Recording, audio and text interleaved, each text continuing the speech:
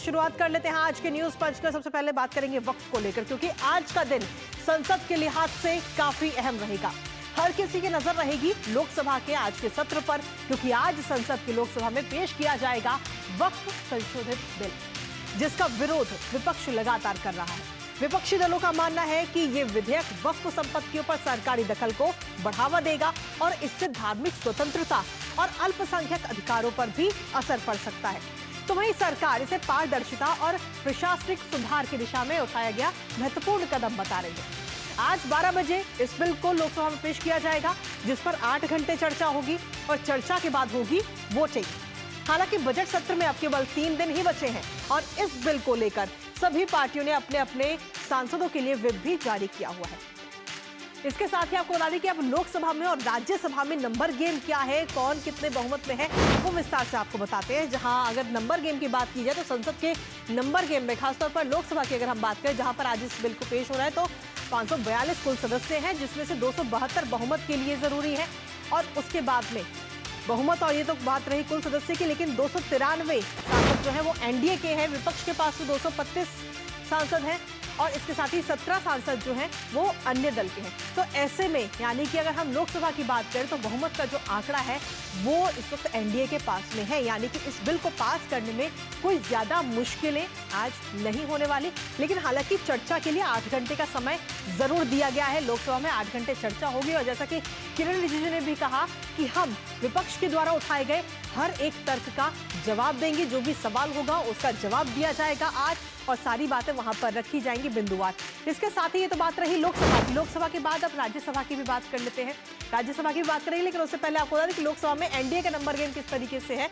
240 सीटें भारतीय जनता पार्टी के पास में है, टीडीपी के पास में आपको बता दें, और साथ ही आरएलडी के पास 2 सीटें हैं, अपना दल सोनेलाल के पास 1 सीट है, एचएमएस के पास में सीटें हैं, और साथ ही टीडीपी के पास 16 सीटें हैं, जेडीयू के पास में 12 सीटें हैं, शिवसेना शिंदे गुट की जो है 7 सीटें हैं, जेडीएस के पास 2 सीटें हैं और जीएसपी के पास भी 2 सीटें हैं। और कुल मिलाकर अगर हम देखें तो 293 सांसद इस वक्त जेडीयू के माफ कीजिएगा एनडीए के हैं, जिसकी वजह से कहीं ना कहीं जो बहुमत का आंकड़ा है वो बहुत आसानी से लोकसभा के अंदर है। लेकिन साथ ही अगर राज्यसभा के नंबर गेम पर अगर हम नजर डालें तो उसमें भी कोई ज्यादा मुश्किलें एनडीए को नहीं होंगी राज्यसभा में, क्योंकि कुल सदस्य 236 है और बहुमत के लिए मात्र 119 चाहिए, जिसमें से एनडीए के पास में 121 का जो ये आंकड़ा है, जादुई आंकड़ा जिसे भी हम कह सकते हैं, वो उसके पास में है। साथ ही विपक्ष के पास 85 सांसद हैं और अन्य के पास में 30 सांसद, यानी कि चर्चा होगी राज्यसभा में और चर्चा के बाद वोटिंग में भी बहुमत का आंकड़ा जो है वो एनडीए के पास में है, यानी कि पास कराने में बहुत ज्यादा मुश्किलें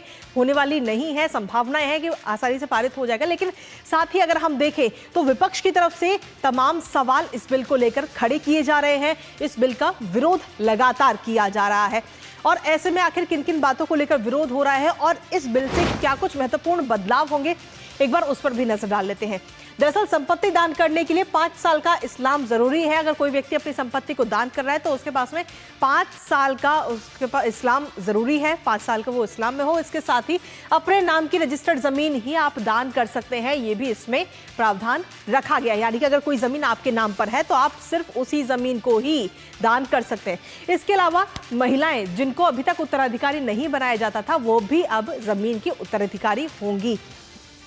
साथ ही जमीन का ब्यौरा पोर्टल पर अपलोड किया जाएगा। जो भी जमीन है उसको किसने दिया, कब दिया, वो जमीन किसकी थी, इससे के रखरखाव में कितना पैसा जा रहा है, इससे कमाई कितनी है, तमाम चीजें पोर्टल पर अपलोड की जाएंगी। सरकारी संपत्ति पर भी वक्फ का अधिकार नहीं होगा। इसके साथ ही अगर किसी भी सरकारी संपत्ति पर वक्फ अपना दावा करता है तो उसकी जांच जिला कलेक्टर की तरफ से की जाएगी, उस जिला कलेक्टर के पास में ये अधिकार है। इसके अलावा बोर्ड की अगर हम बात करें तो बोर्ड में 2 गैर मुस्लिम और 2 मुस्लिम महिलाओं को भी शामिल करने का प्रावधान इस बिल में रखा गया है इस बदलाव में। और साथ ही शिया सुन्नी के लिए अलग अलग वक्फ बोर्ड, यानी कि जो मुस्लिम अलग अलग समुदाय हैं, दोनों समुदायों के लिए अलग अलग बोर्ड की बात कही गई। बोर्ड के फैसले के खिलाफ 90 दिन में आप अपील कर सकते हैं। हालांकि ये प्रावधान पहले नहीं था, बोर्ड का फैसला ही आखिरी फैसला माना जाता था, लेकिन अब इसको बदला जाएगा। खातों के ऑडिट का जो अधिकार है वो सरकार के भी पास में भी होगा, यानी कि वक्फ बोर्ड के जो खाते हैं उनका सरकार जो है वो ऑडिट करा सकती है। वक्फ को सरकार को सारी जानकारी जो है वो देनी होगी। अगर सरकार वक्फ से जुड़ी हुई किसी भी जानकारी की मांग करती है तो वक्फ को वो जानकारी सरकार को प्रोवाइड करानी पड़ेगी, सरकार को देनी ही पड़ेगी। ये बात इस बिल में कही गई है। तो ये तमाम वो बड़े बदलाव हैं जिनका सीधे तौर पर हम देखें तो विरोध इस वक्त किया जा रहा है। इसके साथ ही वक्फ बिल को लेकर कौन अपना कौन पर है वो भी आपको बता दें। जगदम्बिका पाल की तरफ से कहा गया है कि वक्फ बिल पर लोगों को भ्रमित करने की कोशिश की जा रही है इस वक्त विपक्ष की तरफ से, और ये तमाम सवाल इस वक्त विपक्ष की तरफ से उठाए जा रहे हैं। इसके साथ ही जगदम्बिका पाल की अगर हम बात करें तो उन्होंने ये बात कही, और साथ ही अखिलेश यादव की अगर हम बात करें तो भारतीय जनता पार्टी पर सीधे तौर पर निशाना साधते हुए अखिलेश यादव नजर आए हैं और इस बिल को लेकर विरोध उन्होंने जताया। साथ ही उन्होंने कहा कि भारतीय जनता पार्टी का हर फैसला वोट के लिए है, ये बात अखिलेश यादव की तरफ से कही गई। असदुद्दीन ओवैसी जो लगातार इस बिल का विरोध कर रहे हैं और तमाम चीजें कह रहे हैं, वो कह रहे हैं कि ये वक्फ बिल असंवैधानिक है। असंवैधानिक इस बिल को बताया है असदुद्दीन ओवैसी की तरफ से और लगातार इस बिल का विरोध वो करते हुए नजर आ रहे हैं। इसके अलावा अगर हम देखें प्रियंका चतुर्वेदी जो कि शिवसेना की सांसद हैं, उनकी तरफ से कहा जा रहा है कि बहुत सारे देश के मुद्दे ऐसे हैं जिससे ध्यान भटकाने के लिए ये एजेंडा लाया जा रहा है। ये बात इस वक्त कही गई है प्रियंका की तरफ से। इसके अलावा अगर हम देखें तो अलग अलग प्रतिक्रियाएं अलग अलग दलों की तरफ से सामने आ रही है। केंद्रीय मंत्री हैं गिरिराज सिंह, उनकी तरफ से कहा जा रहा है कि सदन में कोई बिल संविधान के विरोध में नहीं आता है। ये बात उनकी तरफ से कही गई है और सीधे तौर पर वो कह रहे हैं कि कोई भी बिल जो है वो संविधान के विरोध में नहीं है। रंजीत रंजन है, कांग्रेस की सांसद है, उनकी तरफ से भी एक बयान आया है जिसमें उन्होंने कहा है कि इस बिल को चर्चा का हिस्सा बनने दीजिए, इसमें बहुत सारी खामियां हैं। हालांकि आपको बता दें कि 8 घंटे का समय है जब इस पर चर्चा होगी आज संसद में, और उस पर नजर हमारी लगातार बनी रहेगी। लेकिन इसके साथ ही मोहसिन रजा और अवधेश प्रसाद ने इस बिल को लेकर के क्या कुछ कहा, एक बार वो आपको सुनाते हैं। आज तमाम उन मुसलमानों के लिए, उन मुस्लिम परिवारों के लिए जिन्हें बहुत दिनों से उम्मीद थी कि भारतीय जनता पार्टी की आदरणीय मोदी जी के नेतृत्व की सरकार ही कोई हमारे लिए कल्याण का काम कर सकती है, जिस तरह से हमारी ट्रिपल तलाक की बहनों को ट्रिपल तलाक से आज़ादी देने का काम किया, इसी तरह से ये वक्फ अधिनियम 2024 ये हमारे तमाम दबे कुचले पिछड़े मुस्लिम भाई बहनों के लिए, उनके कल्याण के लिए एक बहुत बड़ी खबर, और यूं कहना चाहिए कि आदरणीय मोदी जी की तरफ से ये सबसे बड़ी ईदी होगी। वक्फ बोर्ड की प्रॉपर्टी है, वक्फ की, इसको इसकी पर भारतीय जनता पार्टी की, आरएसएस की और सरकार की नज़र ठीक नहीं है, इरादा ठीक नहीं है, इसको हथियाना चाहते हैं। हम समाजवादी पार्टी के लोग, हमारे नेता माननीय अखिलेश यादव जी का स्टैंड इस बिल के खिलाफ स्टैंड क्लियर है। तो सीधे तौर पर विपक्षी पार्टियों की तरफ से क्या कुछ कहा जा रहा है वो हमने आपको सुनाया, लेकिन इसके साथ ही यासूफ अब्बास जो कि ऑल इंडिया शिया पर्सनल लॉ बोर्ड के अध्यक्ष हैं, उनकी तरफ से क्या कुछ कहा गया, साथ ही जावेद अली खान जो कि समाजवादी पार्टी के सांसद है, उनकी तरफ से क्या कुछ कहा गया है वक्फ को लेकर, वो आपको एक बार सुनाते हैं, फिर करेंगे इस पर चर्चा। जहाँ तक के बिल के विरोध की बात है, जो राजनीतिक दल कर रहे हैं वो अपनी राजनीतिक रोटियां सेकने की बात कर रहे हैं, पूरी तरीके से जो विप जारी करके रोटियां सेकने की बात कर रहे हैं। और मैं बाकायदा ये बात कहता हूँ कि देखिए, सत्ता की पार्टी है, पार्टी का सत्ता में पूरा पूर्ण बहुमत है हाउस के अंदर, लिहाजा जब पूर्ण बहुमत है तो मैं ये समझता हूँ कि इसके ऊपर उधम चेकड़ी करने से कोई फ़ायदा नहीं है, बिल पूरी तरीके से पास हो जाएगा। हमें उम्मीद है कि जो दल आज भारतीय जनता पार्टी के सहयोगी दल के रूप में जाने जाते हैं और वो अपनी धर्मनिरपेक्ष छवि को बनाए रखने के लिए भी काफ़ी चिंतित रहते हैं, जैसे तेलुगु देशम पार्टी, एलजेपी या जेडीयू, तो हम उम्मीद कर सकते हैं कि इस संवेदनशील मामले पर, इस गैर कानूनी मामले पर, तरीके पर वो सरकार का साथ नहीं देंगे। और इसके साथ ही एक ग्राफिक्स पर और नजर डाल लेते हैं, जहां आपको बता दें कि आखिर इस बिल को कब लाया गया और क्या कुछ इसकी पूरी टाइमलाइन रही है, एक बार उस पर भी नजर डाल लेते हैं। दरअसल पिछले साल यानी कि 8 अगस्त 2024 को लोकसभा में इस बिल को लाया गया था सबसे पहले, और उस दौरान भी काफी हंगामा देखने को मिला था। लेकिन फिर अगले ही दिन यानी कि 9 अगस्त को जेपीसी का गठन इस बिल को लेकर किया गया ताकि इसमें अच्छे से चर्चा हो सके, पक्ष और विपक्ष अपनी अपनी राय रख सके। सितंबर से लेकर दिसंबर 2024 तक लिखित सुझाव मिले और साथ ही ईमेल के जरिए भी कई सारे सुझाव आम जनता ने भी दिए। 27 जनवरी को जेपीसी की रिपोर्ट तैयार हुई, पूरा कई पन्नों की ये रिपोर्ट रही, जिसके बाद में 29 जनवरी को जेपीसी की इस ड्राफ्ट रिपोर्ट को मंजूरी दी गई है। जो जेपीसी की तरफ से जो रिपोर्ट तैयार की गई उसको मंजूरी मिली और 27 फरवरी को कैबिनेट की तरफ से इसकी मंजूरी दे दी गई है। और इस मंजूरी के बाद में अब आज यानी कि 2 अप्रैल 2025 को लोकसभा में इसको पेश किया जाएगा। तो ये थी पूरी टाइमलाइन कब इसको लाया गया और क्या कुछ पूरा टाइमलाइन रही है। इसके साथ ही हमारे साथ में चर्चा करने के लिए इस वक्त हमारे सहयोगी शैलेंद्र मिश्र इस वक्त जुड़ रहे हैं, साथ ही संविधान विशेषज्ञ डी.के. दुबे इस वक्त हमारे साथ जुड़ रही हैं और विनाया भी अब से कुछ ही देर में हमारे साथ जुड़ेंगे। सबसे पहले शैलेंद्र आपके पास में आना चाहेंगे, आज 12 बजे का वो वक्त रहेगा जब इस बिल को पेश किया जाएगा, यानी कि कहीं ना कहीं हंगामे के आसार आज सीधे तौर पर नजर आ रहे हैं लोकसभा के अंदर।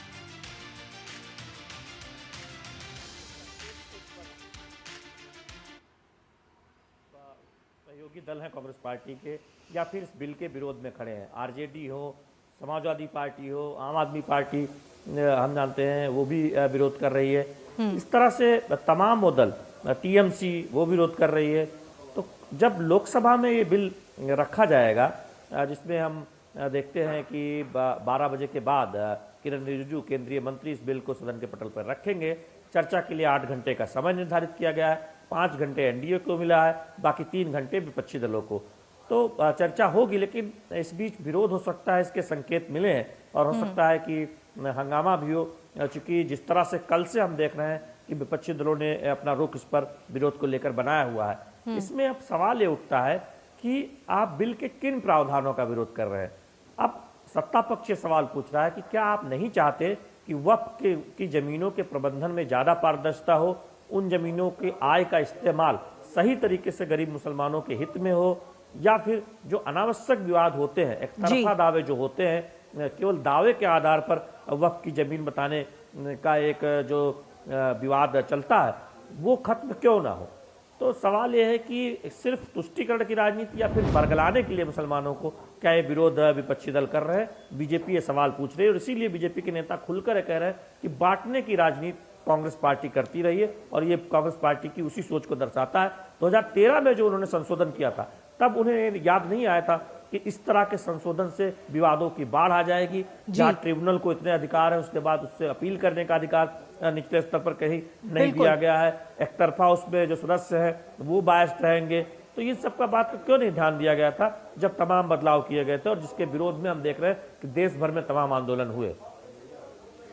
बिल्कुल शैलेंद्र, तमाम आंदोलन भी हुए, लेकिन साथ ही अब जो विरोध किया जा रहा है उसमें कई सारी बातें निकलकर सामने आ रही हैं। आपके पास वापस आएंगे, लेकिन इसी के साथ विनाया इस वक्त हमारे साथ जुड़ रहे हैं तिरुवनंतपुरम से।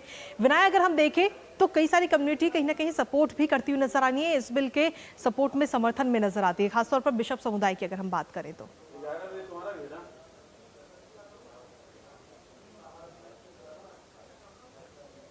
केरला का दो प्रमुख ईसाई संगठन है, सीबीसीआई और केसीबीसी जी, दोनों ने केरला का 20 संसद है, 20 संसदों को अपील किया कि आप लोगों को इसके पक्ष में, ये संशोधन के पक्ष में मतदान देना है और इस बिल को कानून बना के जितना ही समस्या केरला में अभी चल रहा है उसको समाधान करना है। मगर अभी क्या हुआ है कि कांग्रेस लोग है, कांग्रेस का ट्रेडिशनल वोट बैंक है ये ईसाई, मगर कांग्रेस ने ये पक्ष किया है कि वो लोग इसको विरोध करेंगे और सीपीएम है वो अभी केरला में रूलिंग में है, वो लोग भी बोला है कि वो इनको विरोध करेंगे। और ये जो सीबीसीआई और केसीबीसी ये दोनों ये ईसाई संगठन ये भी बोला है कि अगर आप लोग हमारा बात नहीं माने तो नवंबर में यहाँ पंचायत इलेक्शन है और अगले साल असेंबली इलेक्शन में ये दोनों इलेक्शन में, ये चुनाव में आप लोगों का इसका असर असली से मिल जाएगा। तो बिल्कुल कहीं ना कहीं सपोर्ट भी मिल रहा है, लेकिन इसके साथ ही जो कुछ राजनीतिक दल हैं, खासतौर पर विपक्षी राजनीतिक दल, वो इसका विरोध करते हुए नजर आ रहे हैं। आपके पास में विनाया वापस आएंगे, लेकिन इसके साथ ही हमारे साथ में संविधान विशेषज्ञ डी.के. दुबे भी लगातार जुड़े हुए हैं। दुबे जी, अगर हम देखें तो विरोध कई चीजों को लेकर हो रहा है। असंवैधानिक इस बिल को बताया जा रहा है। हालांकि इससे पहले अगर हम देखें तो सीए जब लाया गया था तो उसका भी विरोध किया गया था, ट्रिपल तलाक का विरोध किया गया था, कई चीजों को लेकर। और अभी कुछ देर पहले किरण रिजिजू ने कहा कि जो लोग इसका विरोध कर रहे हैं वो बाद में पछताएंगे। ये बात किरण रिजिजू ने कही। देखिए, मजे की बात तो ये है कि संवैधानिक है कि नहीं है ये कौन तय करेगा? ये तो कोर्ट तय करेगा। आपके पास एक ऑप्शन है कोर्ट जाने का। जैसे ही बिल पास होता है आप कोर्ट के सामने जाकर ये कह सकते हैं संवैधानिक है कि असंवैधानिक है। लीगल एक्सपर्ट उस पर बात करेंगे। जिसको संविधान का अनुच्छेद मालूम नहीं है वो अगर ये कहेगा कि भाई ये असंवैधानिक है, तो मुझे लगता है कि ये विरोध करने के नाम से विरोध है, इसके पीछे कोई तर्क नहीं है। दूसरी बात जो आती है कि तर्क आपको क्लॉज बाय क्लॉज ये बताना चाहिए, क्योंकि कानून का मामला है और आप माननीय सांसद हैं जो देश के कानून बनाते हैं और देश को चलाते हैं। इस बिल को या किसी बिल को सरकार का बिल नहीं कहना चाहिए। ये कहना चाहिए कि बिल प्रेजेंट हुआ और संसद तय करेगी कि इस पर क्या रुख होगा। तो संसद में तो सभी आते हैं, सरकार भी आती है, विपक्ष भी आते हैं, जो भी हैं वो आते हैं और वहां पर अपनी बात तर्कपूर्वक रख सकते हैं। मुझे लगता है कि संसद का प्रयोग बहस के लिए होना चाहिए, ना कि देश को भड़काने के लिए। बाहर खड़े होकर अगर देश को भड़काएंगे, क्योंकि सारे लोग ये बात नहीं समझते कि वाकई में इसके प्रभाव क्या होंगे। आवश्यक नहीं है कि सारी आबादी इस बात से कन्विंस हो जाए, लेकिन आपके स्टेटमेंट से आबादी आगे बढ़ जाती है सोचकर कि हमारा नेता सही बता रहा होगा, जिससे अफरा तफरी देश में फैलती है। असंवैधानिक की बात जब कही जाती है कि असंवैधानिक और कहा खास तौर से जा रहा आर्टिकल 25-26 के माध्यम से, तो ये दोनों ही प्रावधान ये कहते हैं कि subject to the condition of law and enforcement in India. Bharat में जो कानून है, कानूनों के तहत आपको स्वतंत्रता है, कानून से परे स्वतंत्रता नहीं है। इसलिए कानून ही अगर ये कह देंगे कि संविधान ये कहता है कि हमारे राइट छीने जा रहे हैं और कानून बता रहा है, तो कैसा असंवैधानिक है, ये भी बड़े भारी प्रश्न है। बिल्कुल, यानी कुल मिलाकर कई सारे बिंदुओं को लेकर ये बात कही जा रही है और जिस तरीके से एनडीए की तरफ से कहा जा रहा है कि कहीं ना कहीं विपक्ष जो है वो भ्रम फैलाने की कोशिश लोगों के बीच में कर रहा है। फिलहाल आप तीनों का बहुत बहुत शुक्रिया हमारे साथ जुड़ने के लिए।